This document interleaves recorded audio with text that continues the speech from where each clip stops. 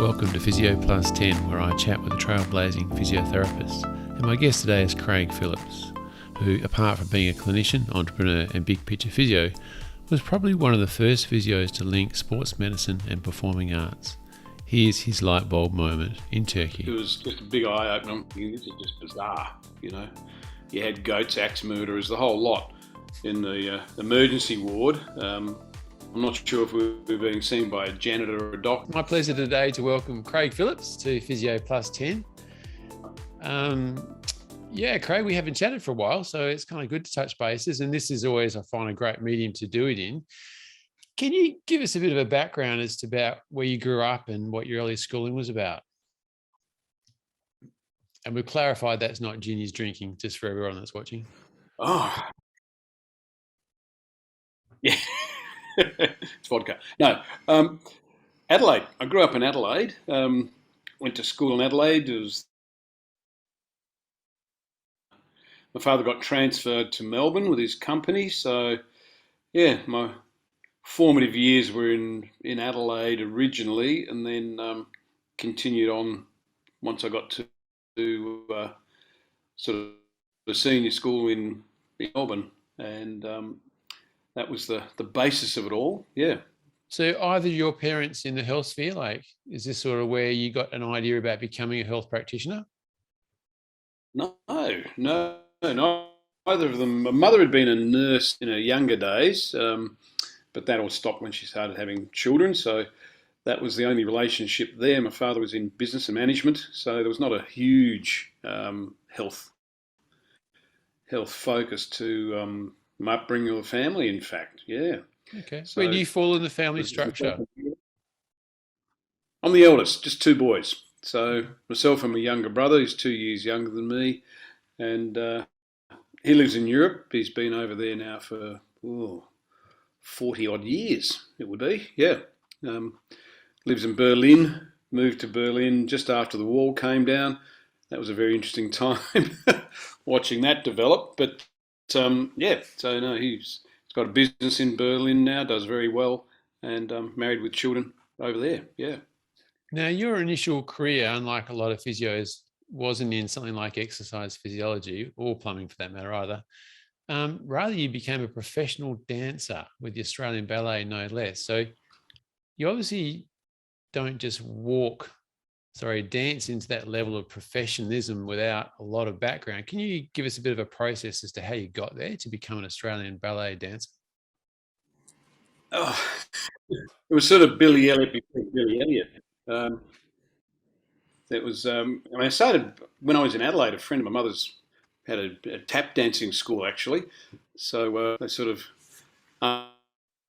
asked me to come along, and I tried it out, and I was probably, 9 or 10. And I thought, shit, this is hard work. So I was trying to get my head around it, and I'm a bit of a sucker for punishment, so I couldn't do it. So I was determined to do it. So it started then. I was about 10 years old. Then we came to Melbourne, kept doing dancing, sort of then got interested in that. You should do ballet, you should do this, you should do jazz ballet. They're always after boys doing dancing. So I thought, all right, I'll get interested in that, and found that was hard work too. So I thought, okay, I'll take this on. And that sort of continued right through. I went to, it was sort of a very interesting time actually, because that would have been the early 1970s. Went to a boys' school in Melbourne called Grammar in Victoria, and being a boy doing ballet and dancing at school, in a boys' school, that was interesting. So the other extreme was to join the Army Cadets, go from one extreme to the other. So that was my way to sort of keep control of things. And that was back in the days where they were actually training schoolboys in readiness for Vietnam. So things you wouldn't get away with these days, they were doing to us in the early 70s, including taking our rifles home on trams, which was fairly common in the early 1970s. You wouldn't see it now.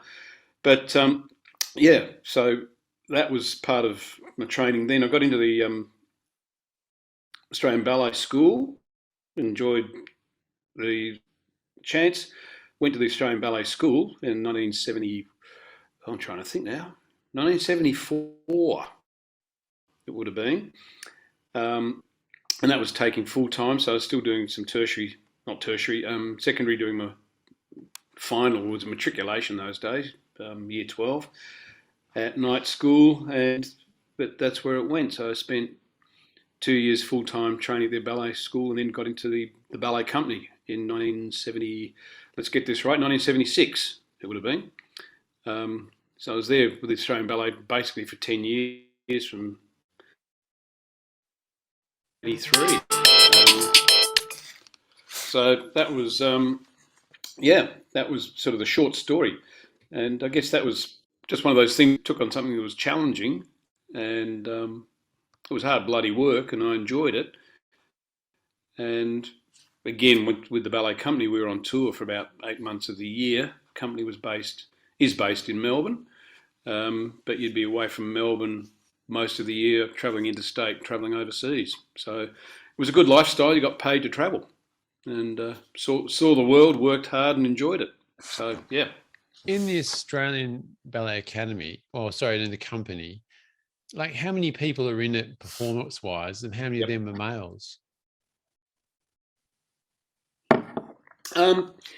Back then there was about probably 60 dancers, and there was probably 35, more than that, probably about 45% males. So there was a fair ratio of males to females. There's more in the company now, but back then it was, probably 45, 55% male to female. Yeah. And it was working, you'd be working basically. Go on, that's all right. Sorry? You're working. Oh. Yeah, so we performed a lot. In fact, the Australian Ballet was recognised then as the hardest, the most performing company in the world. It was 200 and something performances per annum. A lot of the European companies would do 3 to 4 performances a week. We were regularly doing 7 performances a week. So it was pretty grueling and tough. To say we were fit is an understatement.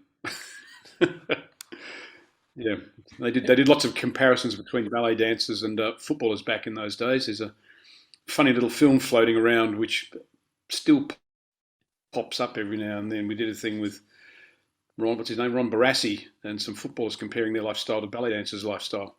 Yes. And what did you take out of that? Like, what do you think? How did that sculpture your influence your personality and your outlook on life? Because it's not something a lot of people do. It's a discipline. I guess it's the focus and discipline, particularly, and that helped with studying, going back to uni. I went back to uni in 1983, so it was after the ballet career. Just the ability to be able to focus and discipline has been, I guess, the big thing. Dreadfully stubborn, and once I get my teeth into something, I refuse to let go. So I think it's not a bad trait. Sometimes it gets me into a bit of trouble, but do you still dance now? Like, is that something you still enjoy? No. Oh yeah, still. Yeah, I might dance. Depends. Got into trouble at 1 or 2 APA conferences with dancing too badly. But yeah, still get up and enjoy a dance. Yes, we won't mention any names. No, we won't.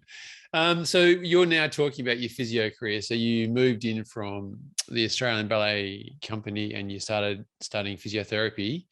What was it like? The typical injuries, saw the physios, thought it was cool and wanted to become one? Is that the pathway that led you into physio?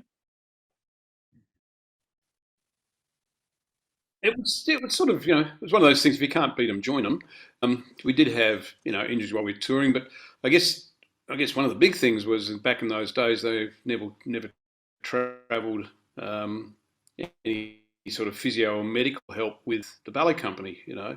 We would sort of pick up people on tour or end up in hospitals, and I guess one thing that made me just go, this isn't right. We're in Instabul in Turkey.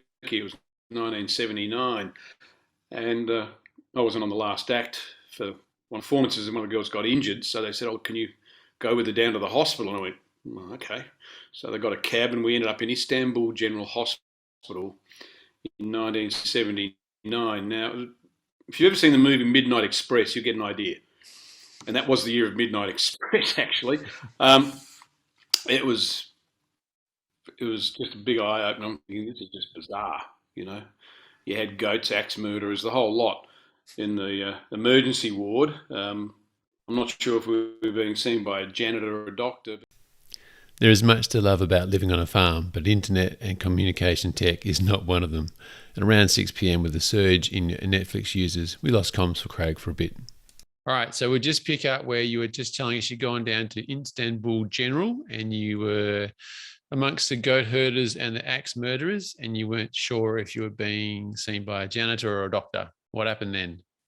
What happened then was the person in charge seemingly decided maybe a painkiller or an injection would help. She wasn't much chop for about 3 days after that, this girl. We had to sort of kite her around the place. So I don't know what she was injected with, but it certainly did change her focus. And I thought, at that point, I thought, this is just madness. Not having somebody on tour with them. Did I mention the Chinese? We went to China in 1980. That was another tour. Chinese government provided, we were performing Beijing, Shanghai. The Chinese government supplied a doctor, a local Chinese doctor who spoke no English, but at least there was an attempt there to provide some medical backup for the company when we were touring. So that's what sort of sparked my interest, thinking football teams, cricket teams, why not ballet companies should have some sort of medical backup on tour. Yeah. Well, that's interesting that, you're talking about elite sport, and as you say, there's nothing. It really comes down to that self-awareness and local services, which is probably not good enough when you're talking about the level of performance you guys are providing. That's quite amazing. Not like that now. Yeah. Okay, so you hit the physio study books. No, it has changed a lot. Yeah. Yep. Given that you had established a career in elite sport and then you went back to university, how would you rate that experience?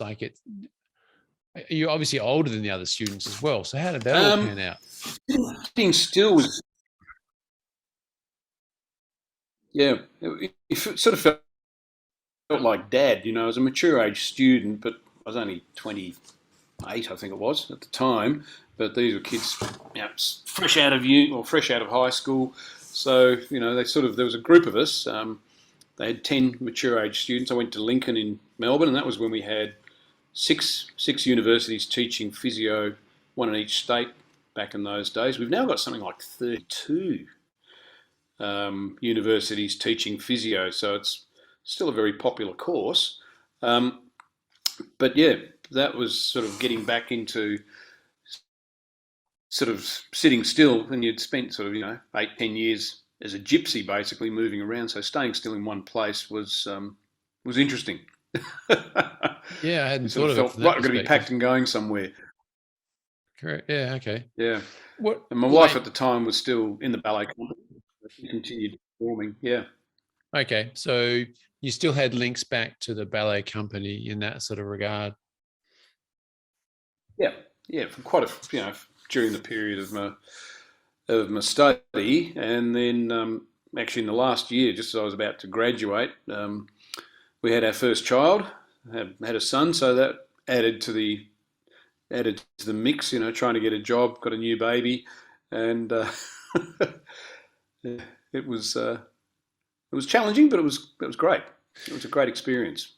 From my remembrance of, we had probably, I think, 6 mature ages come in, and they'd all done phys ed before, and they were very different in their mindset to the course. They were very focused. They didn't hang around after. Usually they were pretty hard-nosed about if things weren't being done right, whereas the younger ones are much more laissez-faire, and we'll just get on with it and that's okay. But I remember at the end of the second year, every single male failed one particular unit. And again, we won't mention any names, but it was a gender issue. And it was interesting that the top 2 blokes failed as well, and not one single female failed that particular unit. But I was one of those ones that had failed. I think it was the first thing I'd ever failed in my life. And I was somewhat mortified and gutted.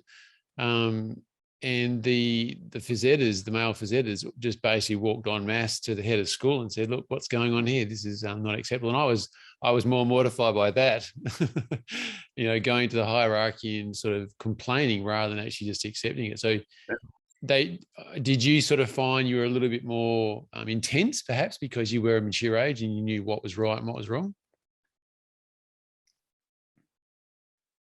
Oh, definitely.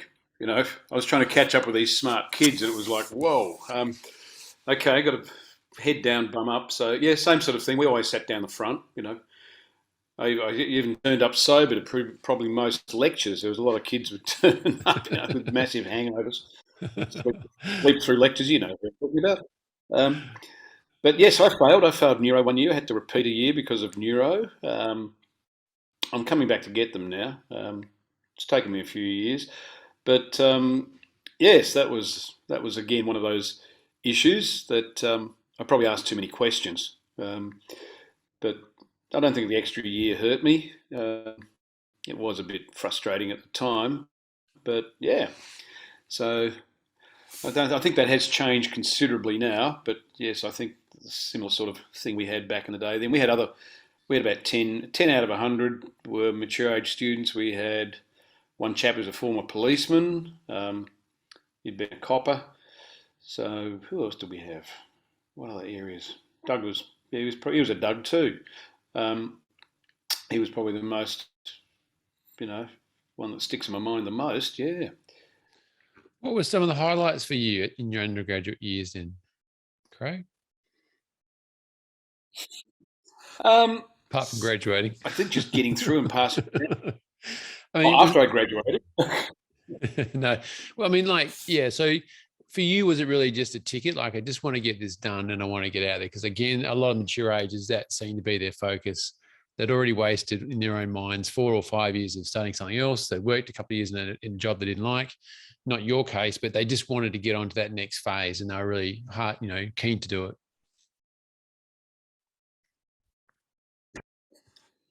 Yeah, I think that was. I mean, I went with the idea of I had a double back door and a back window. I was a special entry mature age student, which is another category again. Um, which at that point, I thought, this is going to take me several years to get involved in this, to interviews and all the rest of it. So I was sort of still working with a ballet company and thought, well, this will take several years. You'd hear the stories of how long it could take, if ever. And I was sort of heartened when I got accepted in first time round. I thought, oh, okay, I got through that bit. So once I got in there, I thought, right, I'm on a mission now. Let's get out the other end of it. Because I guess that was part of the thing, getting out and saying, right, we've got a job to do. I've got an interest in this area, and sports medicine was becoming big at that time in the mid to late 80s. So, like every male, I thought, right, let's get into sports medicine. So that was where my focus then went, and I started with Pran Sports Medicine Centre in Malvern Road. So that was my first job working with elite sports. So that was an eye opener. Yeah. How did your career sort of evolve over the next 2 or 3 years? Once did you stay at Prana, and what did you sort of focus on there? Um, yeah, we sort of focused working with a lot of the footballers, and at that stage, just had a lot of close contacts with the ballet world and the performing arts world. So they didn't mind having ballet dancers in the sports medicine clinic and vice versa. So it was a unique mix. And basically, it was sort of the first dedicated dance medicine clinic in Australia at that stage. So we were looking after the performers. I got a government grant to go back to uni from the Australia Council for a dancer retraining, and then I applied to them again and said, look, I'm interested in seeing there's a few things going on over in the US, and I got another grant, which was very handy to go to the US, and there's a guy called Jim Garrick who'd been in Australia lecturing. He's an orthopaedic surgeon, and he was out here working with orthopaedic surgeons, and he was from San Francisco. And he was talking about dance injuries and sports injuries at the time. So I got chatting to him after a lecture one night, and I said, "Well, how do you put this take together?" I said, same thing. Told him about my background. And he said, "Oh, we're working with San Francisco Ballet as well." And they just set up a medicine clinic at St. Francis Hospital. And he said, "We've got a dance medicine clinic as well." And I said, "That's what we're doing." He said, "We've put this Pilates stuff into the dance medicine clinic." And he said, "I reckon if we could get half of our high level athletes," and they were talking about people like the San Francisco 49ers and guys like this, he said, "if they could do half of what the ballet dancers could do, they'd have less injuries." And I said, "Oh, show me what you're doing." So that started a relationship. I went across there and spent time with them, and I said, "Oh, ballet back in my, sorry, I did Pilates back in my ballet days." And he said, "There's something about this stuff." I said, "Oh, let's see what you're doing." So that started off, went over there, spent quite a bit of time with them. Went back, as I said, we'd sort of done Pilates as dancers, but it sort of rekindled my interest to say, all right, what's been going on in the States? How are they using it in sports medicine, or how are they thinking of it? And then, came back and said, well, let's do something similar at Paran, and that was the first that Pilates had ever heard of in Australia. And we set it up at the clinic in Paran. So, yeah, I was backwards and forwards to the States for years, working with Jim Garrick and his people, and then over in East Coast as well. So, and then went back to the UK. So, got back into my gypsy lifestyle as a consequence. So, yeah, he was probably one of the guys who really put it together. He was way ahead of his time. Thinking about it, he said, "Well, you have ballet dancers are athletes," and he saw that with the San Francisco Ballet. He said, "We should be looking at putting the two things together, which would be terrific." And the guys that you were seeing in the UK, was that a particular clinic? They also had a dance medicine clinic, or that was some particular mentors that you were following in that area? What was happening there? In the UK, it was sort of getting back, and they were starting to look at it. Still had a lot of contacts with the Royal Ballet, um, Festival Ballet, or as English National Ballet as they call it now. So there was guys there. There was another dancer I've become great friends with, who's the head physio for the Royal Ballet now, Moira McCormick. She was also an ex-dancer, so we got together on a lot of things, saying, here's what we should do. Things should be done. I'm still in touch with a lot. She's just finished her PhD, and you've finished your PhD, and I've never finished mine. So she's been studying in this area for quite a long time. But yeah, so there was quite a few of us that sort of were getting into the physio area from the dance world, and it was sort of saying, okay, what could we do for this lot? Because they've got short careers, they're going to get lots of injuries. How do we keep them functioning as best as possible, and then try and link up the sports medicine knowledge and research into that? So that led us into work with the English Institute of Sport, UK Sport, English Premier League, Liverpool Football Club we did a lot of work with. So yeah, it was sort of putting those connections together and trying to drag in all the money that was being spent on sports medicine into performing arts medicine. Yeah. And were these high-level clubs like the 49ers and the English Premier League teams, were they coming to you or other, I don't know if we call you Pilates instructors, but were they coming to you, or were you guys going to them saying, have you thought about this? Which way was it working? The 49ers were coming into St. Francis anyway. They were coming in as, as patients.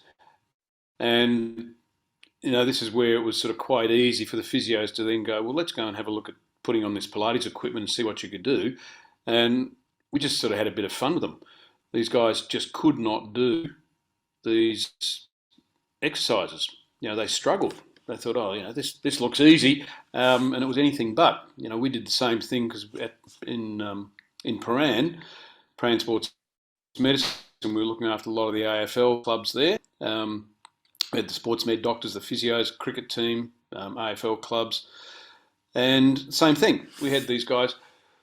Two things: they didn't mind coming in to watch the ballet dancers on these machines. So that was the same thing. It was like attraction, and why can't I do that bloody exercise? So yeah, it became quite bit of amusement, a bit of a novelty to begin with. The surgeons wouldn't write letters; they'd just come in. They'd want to see what was going on. And go, what is this stuff? So that's where it sort of gained its notoriety. There, we had some of the clubs, North Melbourne, Collingwood, Carlton, Melbourne. Yeah, most of them actually over the years. So Bulldogs. Some of those what doctors are still working with the teams. what I'm thinking here is that it was a novel thing, like it was a visual representation of something that guys initially thought looked easy because it was being performed by people that could do it easily. But when they did it themselves, they found it Yep. quite challenging. But what about, is there, I mean, that can be said about a lot of things. It's novel, it's interesting, but did it actually tie over into like injury management minimization? Did you, or have you been able to sort of say, look, as a result of this particular team doing Pilates, which didn't do it before for a 3-month period, we can actually document, reduction in their particular types of injury management profile?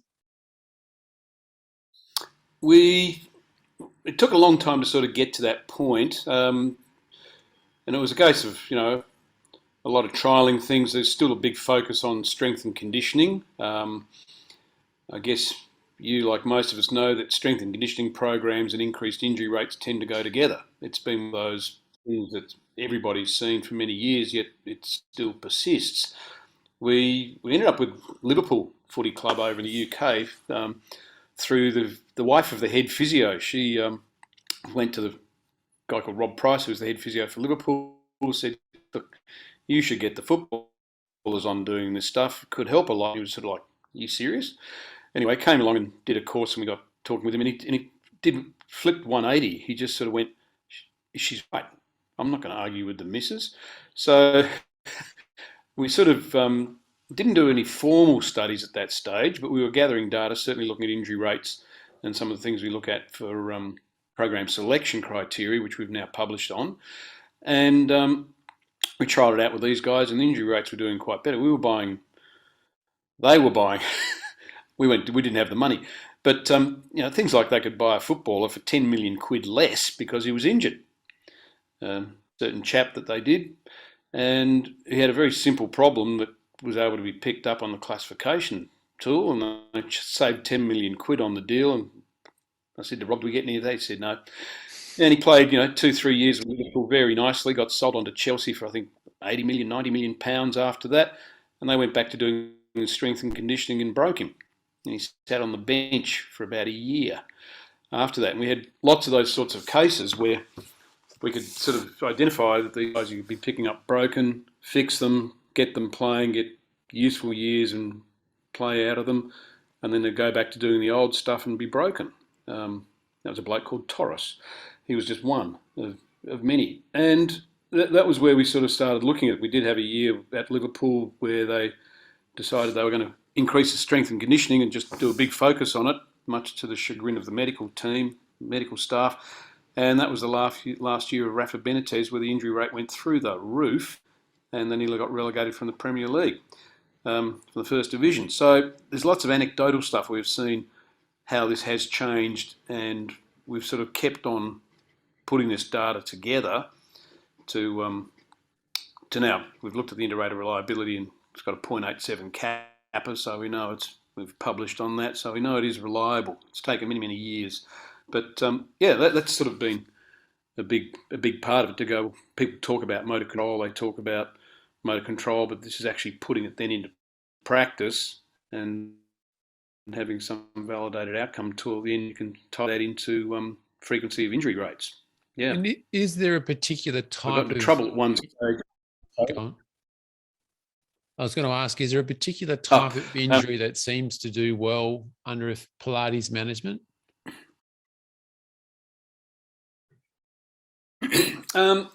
You can pick, a chronic injury. Get me something chronic. And this is the thing, especially looking at chronic and looking at chronic recurrent injuries. They're the ones where, getting away from tissue-based management, and that's where, the literature has moved away from structure-based management. We can't identify any structure and say that this is absolutely the structure at fault. Shoulder test, I guess, would be one of the classics. Identify the structure. But I got into trouble several years ago, and it was were doing some work with rugby in the UK, and I said, look, one of the most expensive injuries in sport is ACLs. In fact, if you look at it and probably add it all up, player time, lost wages, sponsorship money, the whole lot, ACLs would have to rank as the most expensive injury in sport.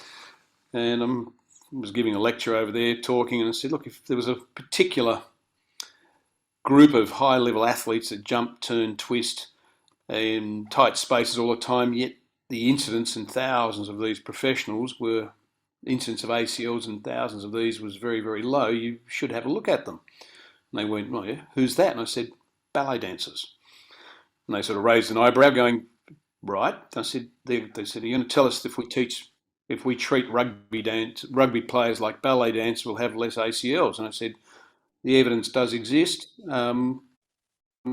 We have a chat about it. Well, it went one step further. The 2015 World Rugby Cup in Cardiff, they had the BASM conference after that, and they said, yeah, you can present a paper on that. I said, oh, that's great, I can do that. And they said, no, it's not just a paper, it's the keynote. I went, right. But yeah, it was there. Plenty of information. There was plenty of data, and the incidence of ACLs in ballet dancers is verging on, thousands of them per annum. You'd have count them on one hand and have some spare fingers. So what are they doing differently to your rugby players who just fall over, and most athletes, they just fall over 80% non-contact. So if you take a focus on ACLs, there's a start. Yeah, no, it's interesting. Yeah. And sort of, we're talking Pilates here, but at some point this sort of phrase turned into clinical Pilates and you became a creator. And so I guess you coined that term. What does it mean to you? Again, the clinical Pilates is sort of getting away from just being generic exercise. And, there's been a huge focus on exercise in the last decade. And we do know that exercise is pretty much an adjunct to everything. Cancer and exercise, orthopedic injuries and exercise, falls and exercise, putting exercise in there. The thing that we have found is that exercise is not great if it's generic. So we've looked at a classification tool we have now published on that involves both treatment with assessment, intervention, reassessment. So you can look at the outcome of that intervention and actually apply it as a treatment tool. So this is the clinical side of the fact you are using it as treatment for a specific issue, and you can actually then identify a validated outcome tool to measure that change. And this is happening within the session. And this is something we started with Liverpool, was be able to change motor function on a validated performance measure within session. We did some stuff with Otago University in New Zealand. That was one of the validation tools. The second part of that was a post hoc analysis. We could have a 26.9% change in proprioception within 16 minutes. Yeah. Reliably and predictably. We haven't published that one, we might get around to it. But this was the big one. This big thing of looking at things like ACLs and other injuries in sport is the proprioception as opposed to brute strength. And the idea of getting stronger and less injured, I think has been buried, but it still keeps popping up. And proprioception being the big one, and if you can change proprioception to that degree within a very short period of time, reliably and predictably, there it is. So that was the clinical aspect of it. It was turning it into a treatment tool so you can differentially diagnose and say, well, yes, here's your differential diagnosis. We can exclude these structures based on response to intervention, hypothesize on the rest of them, but actually put the pathoanatomical later. Go straight from intervention and function into treatment, and then you can go back and go, well, it could be a disc, it could be this, it could be that, it could be an osteophyte, it could be a structure, and then using the skills of a physio to differentially diagnose what's going on with the scan. Yeah, but really what you're doing is you're scan, but there's no. Yeah, but you're moving out of that. I'm treating a particular tissue, and it's actually I'm treating a movement or a lack of movement or a lack of function, really, isn't it? You're going straight to that functional exercise as opposed to a specific structured knee extension exercise. It's putting it all together in one. It's good. Yeah, and I guess that's sort of the big part of it, because this move of well, there's this huge push in the evidence away from structure-based classifications.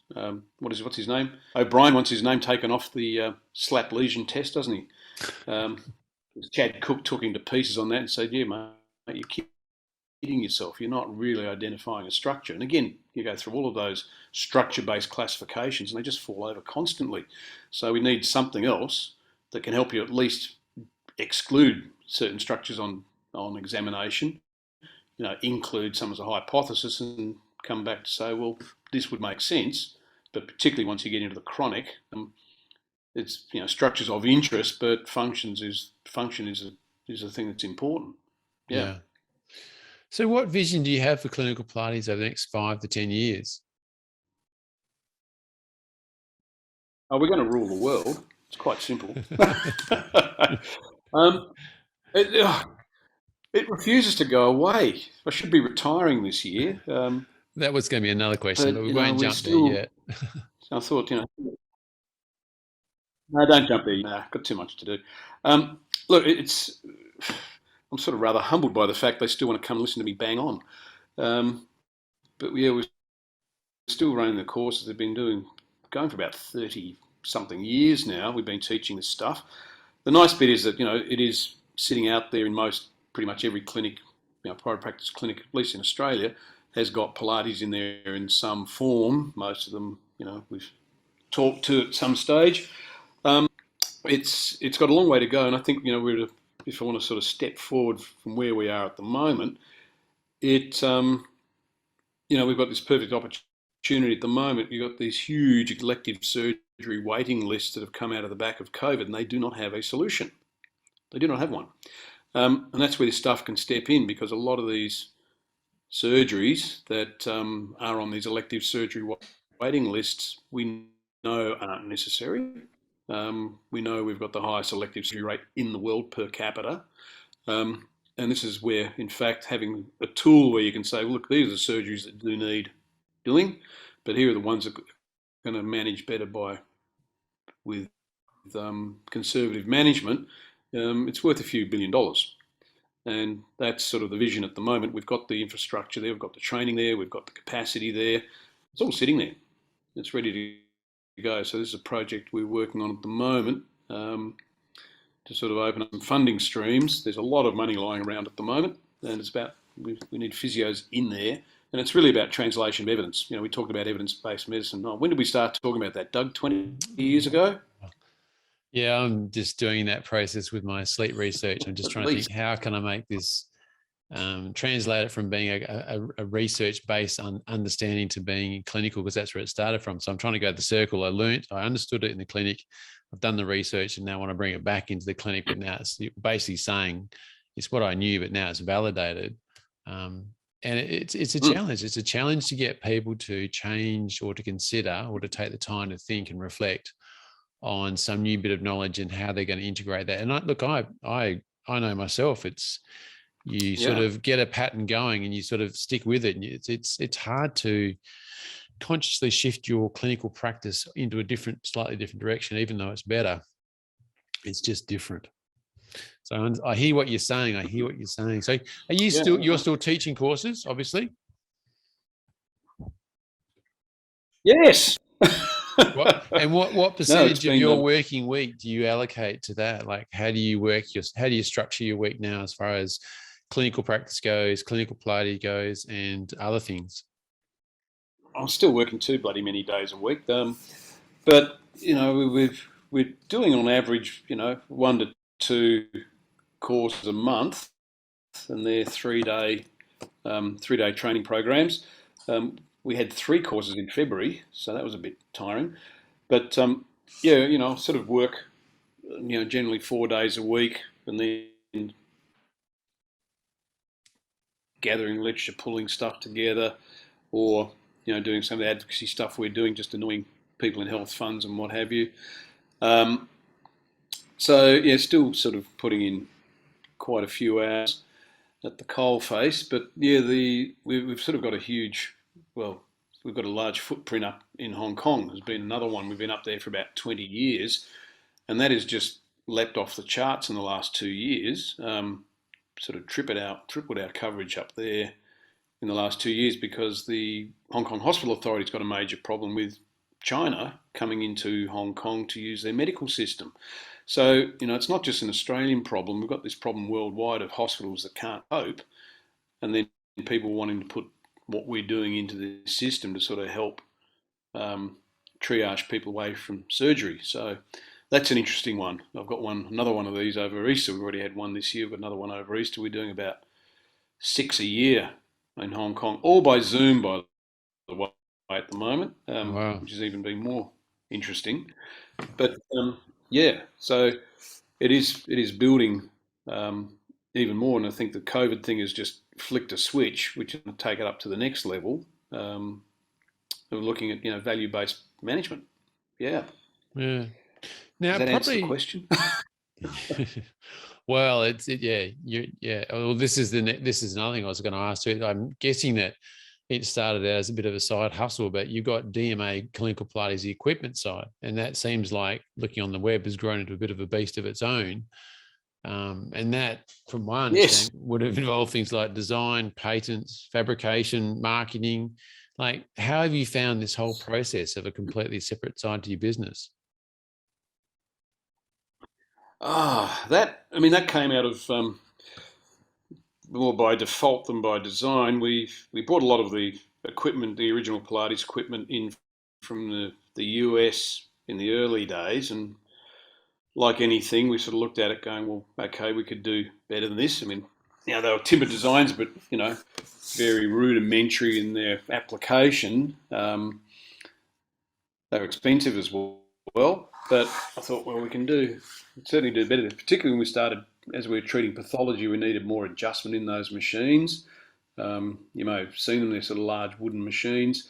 So, can we make something sleeker, something better functioning, and something more specific to a treatment process rather than just exercise? And that's where it sort of started. I've got a very good engineer that I've been working with now for, Jesus, would be near on 30 years. So between the two of us, we've sort of sat down, banged around with things, welded things together, and that sort of was where it came in. I think I'm a frustrated engineer. I like pulling cars apart and putting them back together. That's why I like Alfa Romeos. And just got a few of those.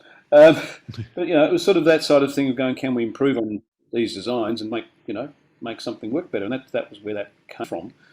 And then, of course, manufacturing in Australia, we kept everything within Australia. That boomed during the COVID era. We did a lot of people doing telehealth. So people wanting equipment for home, not waiting for stuff from overseas. We can supply better, get parts better, servicing and follow-up. Mind you, the stuff seems to last forever. It's indestructible. But, we've just actually bought a new factory here in Melbourne, just to double the size of our capacity. And that's been doing extremely well. We've got machines now that we've designed for home use, and telehealth home use, rehab in the home, that whole area which is now booming.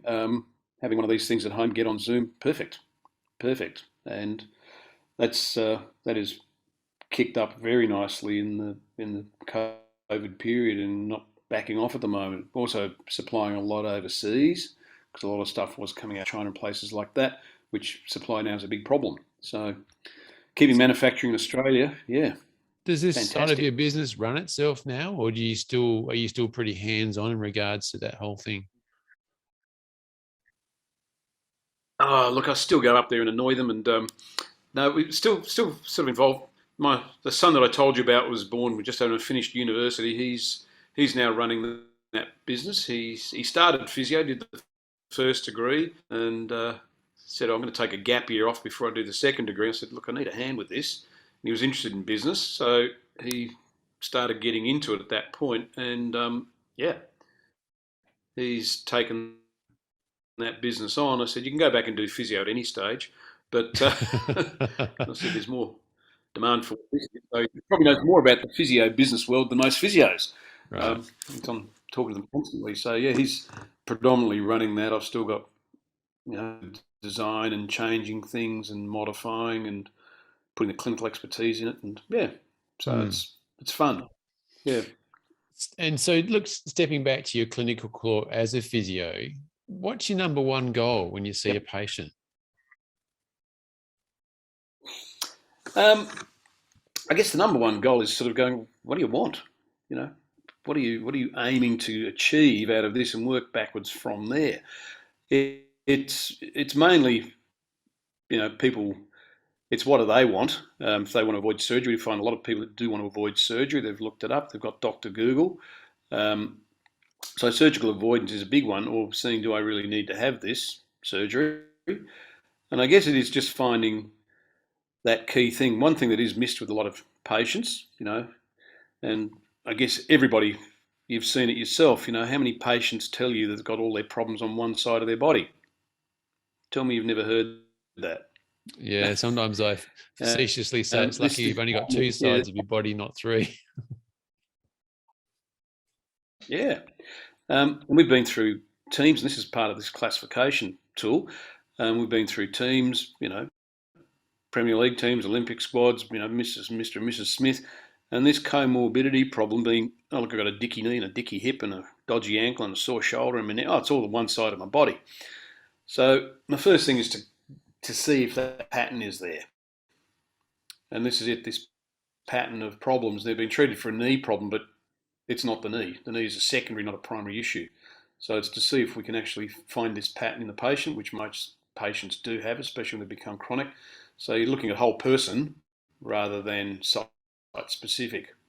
So that's my aim, to see, can we treat this person with a whole person approach, which gets talked about, or are we just going to go down treating the single site? And usually that's already been done ad infinitum, as we say. If they're going to get better, you'd be better by now. You wouldn't be here. So it's this stand back and have a look and just see, is this asymmetry index there part of it? And that's how you treat them. You treat them asymmetrically. Yeah. And it seems to work. And thinking about your patients that you would see, what would you say is the number one piece of advice you find you give to them on a repeated basis? What's the most common thing you'd say to a lot of your patients? Don't stop moving. Sorry, I missed that. Don't stop moving. Move well, stay well. Oh, sorry. Keep moving. Keep moving. Yes.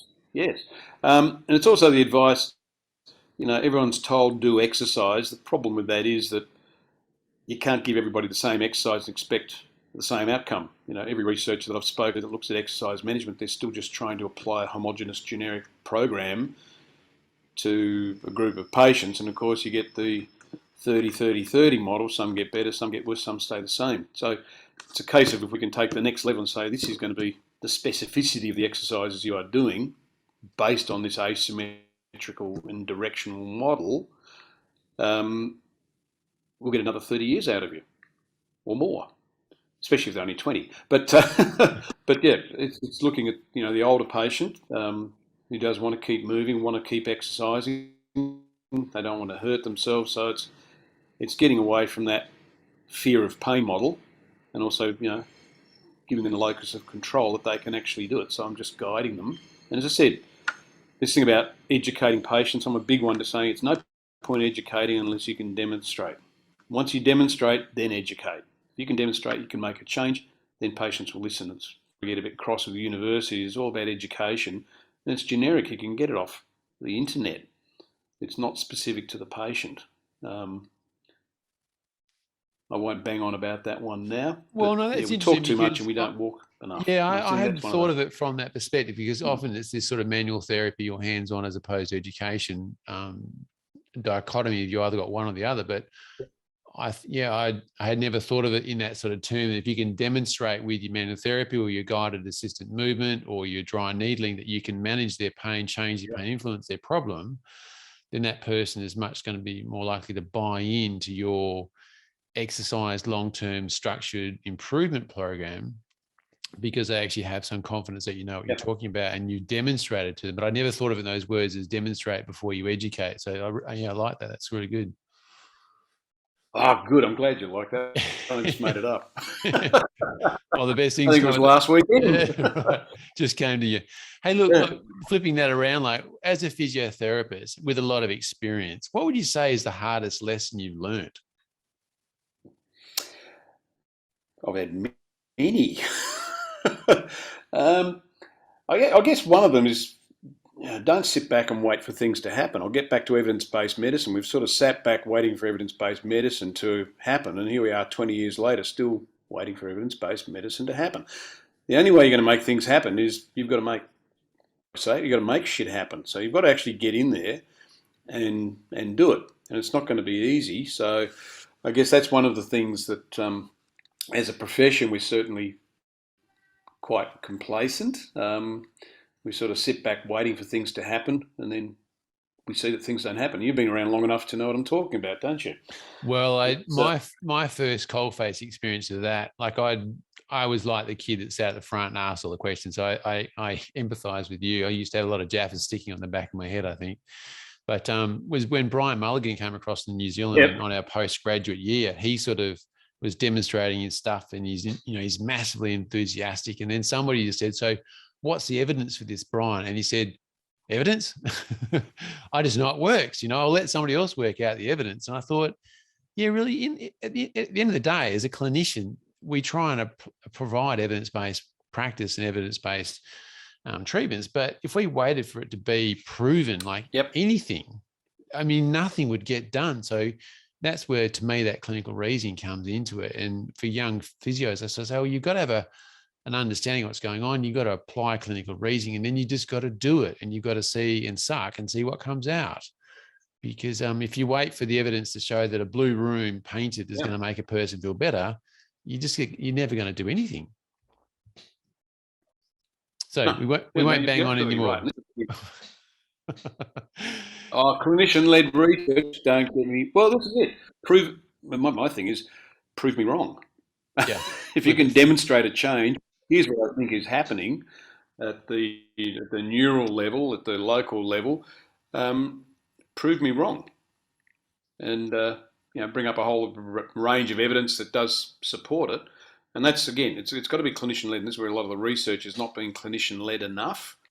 World is not an RCT, and yeah. Yeah. Yes, we get. I love Brian Mulligan. I saw him run off stage once at a conference. Why does it work? He says, I don't know. Off he went. And they said, no, come back. You're going to answer some questions. Yes, and he's still going. Good on Yeah, him. he is. If you could step back to your younger physio self when you were 28, what sort of 3 bits of advice would you like to share, knowing what you now know? Oh, never get into business. No, I think, a lot of physios want to get into private practice. That's a tough one. It is a tough one. Have a backup for yourself when doing it. Be prepared that it is going to be bloody hard work. Setting up a business and running. I think it's even harder these days with what's going on and restrictions and all the rest of it. So that would be one. Look at it.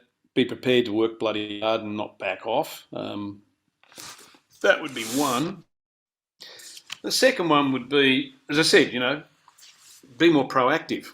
I've sort of become more proactive the last few years because there's a lot of things there being done, and don't take no for an answer. When you go to a private health insurer and say, "Hey, listen, we can save you $35,000 on this surgery that's about to be done that doesn't need to be done," don't expect them to go, "Yeah, what a great idea. Here's some money to help you."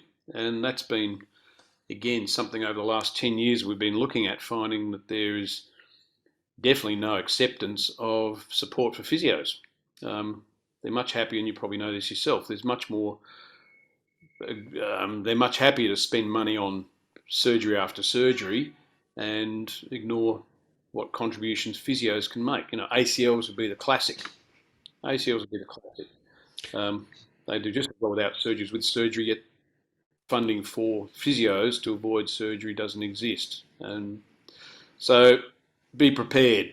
Be prepared for what makes common sense, is supported by the evidence, has got as much grunt behind it as you like, that it won't just change overnight. it will be a hard call. What's my third one? I don't know.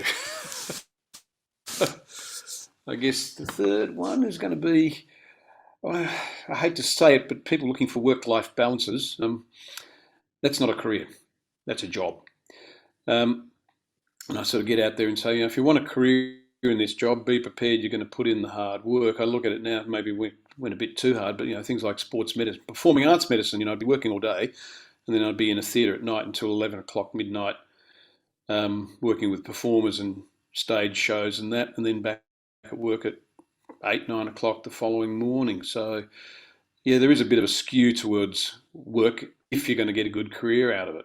So you've got to be prepared to put in at that level. Otherwise, it just becomes a job. And I guess this is one of the sad parts we're seeing is there's a huge dropout rate from physios. And I guess this is one of the things is they're not understanding how to actually make a career out of it, and what it takes to be successful. Yeah. Do you reckon that Yeah. works? Yeah. Well, I think that's particularly, I think when you move into that sports arena, I know speaking to a lot of sports physios, they've said, look, the amount of time that I've spent sitting on benches, providing services outside of hours just to get a foot in the door, to be available, just to be there when needed. It seems to be that's a large part, particularly in that sort of sports area. And I was talking to Nicole Bryant last physio podcast. She's into the motorsport race area, and she said literally for her that was the same thing, that it was just being there, and then finally they said, oh, do you think you could help in this situation? And that was the door. She would probably readily admit herself that she's wasn't the most qualified, but being there was the big thing. So I think that's when it comes down to, you've got to, particularly in the sports area, you've got to be available, and that's often the biggest and the most important thing to start with. Yeah, and it does open the door. Yeah, I know Nicole. Good on her. Yeah, she's a blast. That's a big one. Is the yeah, and in the performing arts world, the same thing. It's opened the doors there. I'm happy to say I've enjoyed every minute of it, and you work with some of the performing arts, some of the biggest names in the business, some of the biggest shows in the business. But it's not easy. We had Riverdance. If you remember Riverdance, that Absolutely.